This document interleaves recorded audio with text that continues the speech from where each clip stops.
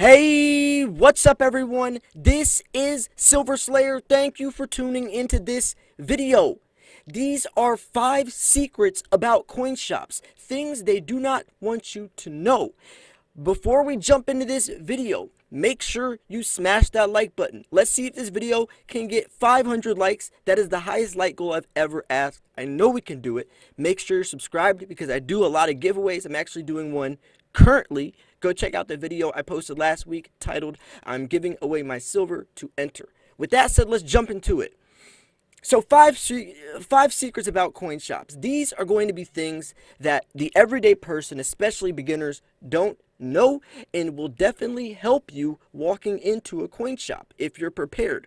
So the first thing is that they really don't want you to understand the markets. They don't want you to be educated. They're looking for people that are looking into getting into precious metals, maybe have something they want to pawn. Maybe they found their grandpa passed them down some eagles, or they want to sell a necklace that has gold in it, right? Because if you understand the markets, then they can't take advantage of you. And what I mean by that is a lot of people don't even know what spot price is. So if you know what spot price is and you understand the markets of these coins, then they can't make as much money.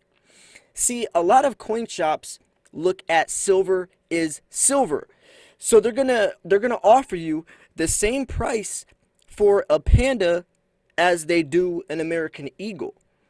Even though you pay $30 for a panda and you only paid $15 for your American eagle, they don't care. 1 ounce of silver is worth spot price to them, regardless of the mintage number, regardless of the rarity, regardless of the premium attached. They're only going to offer you spot price. So if you are looking to sell coins like pandas, kookaburras, koalas, coins that are collectible, where the design changes every year, or maybe they have smaller mintage numbers, do not sell to your local coin shop. You want to sell on eBay, where there's not a middleman price. And that's another thing you have to realize. Going to a local coin shop, he also has to resell the coins and for a profit. So you're paying a middleman fee. Some of the benefits, though, is you get the cash in hand and you don't have to pay the PayPal and eBay fees. But I definitely recommend selling online, especially if you have some higher premium silver. Now, they don't want you to know this, right? They don't want you to know that you can buy and sell online, because then everyone would. People don't know that you can buy massive amounts of silver, and there's a huge variety and a much diverse supply online, right? They're not going to be talking about sites like AppMex or anywhere. They want you to buy from them, even though on AppMex you can probably get the same silver they have for a lot cheaper and in pristine condition, where their coins are usually worn down, right? I can get around spot price on AppMex a BU, which is Brilliant Uncirculated American Eagle, where at my local coin shop I couldn't get a BU. I would probably get somewhere, a worn down, somewhere between a 65 and a 67 MS. So this is stuff that you need to be educated on, because if you weren't aware of this, then you can see how easily it is to really lose money. Let's put it as simple as that. So there's another one I want to talk about, and this is a very important one, and I really hope you guys know this one already, because if you don't and you are in the world of precious metals, you probably got ripped off. There's a difference between coin shops and pawn shops. There's a huge difference. Huge difference. Coin shops are places that will buy and sell your silver for around spot price, right? They focus on buying and selling silver. Pawn shops are not. Pawn shops will offer you $5, $6 for an ounce of silver. They don't have any standard. They don't have any measurement or standard of what the silver value is worth. I remember one time going into a pawn shop I wanted to see what they would offer me. I wasn't even planning on selling it. It was more out of curiosity and kind of testing them. And he offered me $7 for an American Eagle when spot price was like $16. I looked at him and laughed. I said, this coin is worth, spot price. And it's like, spot price is $16. And he kind of just looked at me like dumbfounded that I even knew that what the real value of this coin was worth. You gotta be careful, because people are going to try to take advantage of you, especially in a market where that doesn't move as fast as other markets. Silver's a much slower paced investment, so people are getting less patient, and they want to make their money, and they're going to do that whatever way possible, even if that's profiting off of your lack of knowledge or lack of experience. So here's another thing that I want to talk about. You can actually barter with them, right? Bartering with them is completely normal. If you are going in there to sell some silver or sell some gold or sell a necklace, and he offers you a certain price, say, what about blah, blah, blah. If he offers you $500, say, I won't take anything under six, and then he'll say 550, and then you can say, okay, or whatever the case is. You can barter with them, right? There is no barcode scanner on your coin or on your necklace or on your bars. It's worth as much as he's willing to give you for them. And that's the beautiful thing about silver, is it's not like a cell phone where the iPhone 5 goes for standard $499, or it's not like that. You can, the precious metal is worth up to whatever the customer is willing to pay for it. But you also got to remember that on the negative side, or on the other side as well, you may think your coin or your necklace or your bar is worth X amount of dollars, but if nobody's willing to give you that much money for that coin, bar, necklace, is it really worth that much? I could sit here all day and say, whatever coin I have is worth $55, but if no one's willing to give me $55 for that coin, is it really worth that much money? That's something you got to think about. You got to go in there with a game plan, because they will try to talk you down. Let's, for example, if you're going in there to sell a tube of American Eagles, that's 20 coins. 20 coins.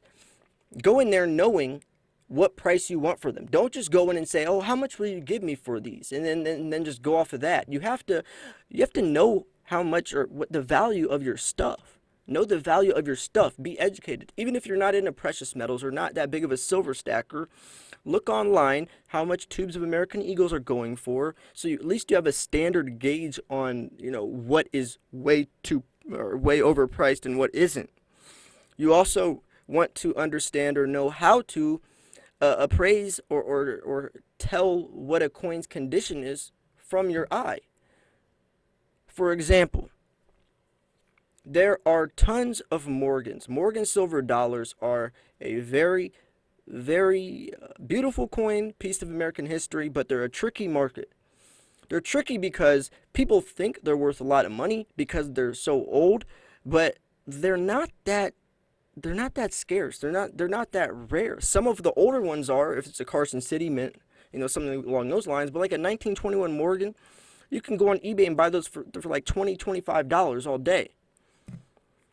So at a local coin shop, if you see a 1921 Morgan, you might think, oh, that coin must be worth a lot of money. Even though you can go on eBay and buy it for $22, if it's priced there for $30, $35, you might be paying a lot more money than you should have for that coin.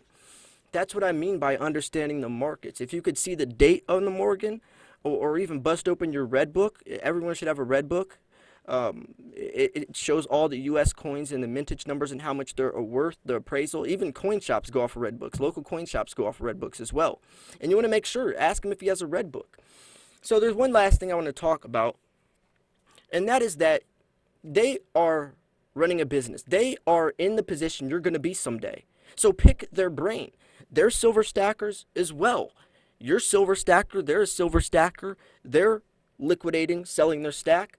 You're going to be in their shoes one day, maybe not to the same degree as opening a coin shop, but you're going to have to, sell your silver someday. So you got to think about what that's going to look like. Ask them, how they started selling, or, what are some of the things that help when it comes to liquidating your stack, or, what is the average dollar per ounce you get, or, whatever the case is. But also pick their brain, because you can ask them what types of silver they like buying or like stacking. And trust me, if your local coin shop likes bullion, because there's another thing I want to mention.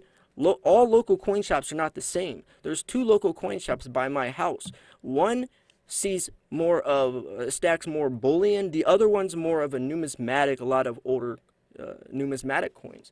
So if I'm selling my bullion, I'm gonna go to the coin shop that has more bullion. If I'm gonna be selling, coins like Morgans or older numismatic coins, I'm gonna be going to the other coin shop that has more numismatic stuff. And that's what you're gonna learn from picking their brain. You can also put aside coins. The guy knows that I love Walking Liberty half dollars, so he always saves some aside for me, because he knows I'll come in monthly and pick some up. That's some of the benefits that come with it. Also, building relationships. You will also probably get deals along that route as well. So hopefully this video has helped you. If you are going to go to your local coin shop, it's a fun place. You can see all the different variety, and the cool thing about it is, instead of looking at it online of a coin you might want, you can hold it in your hand and see if it's right for you, or see if it's something you like, because a lot of times it's hard to tell in a picture what the coin actually looks like and get a feel for it. You can definitely get a feel for it, no pun intended, when it's in your hand. So I hope this video helped you. If you do have any local coin shops by your house, go in there, pick their brain, use this video as a tool to help you make the best investment possible, because the end goal is financial freedom. I would hate for people to spend so much time, money, and energy investing in precious metals just to sell themselves short at the end of the day. Thank you for tuning in. Make sure to smash the like button. This was Silver Slayer. I'll see you guys and gals soon. Peace.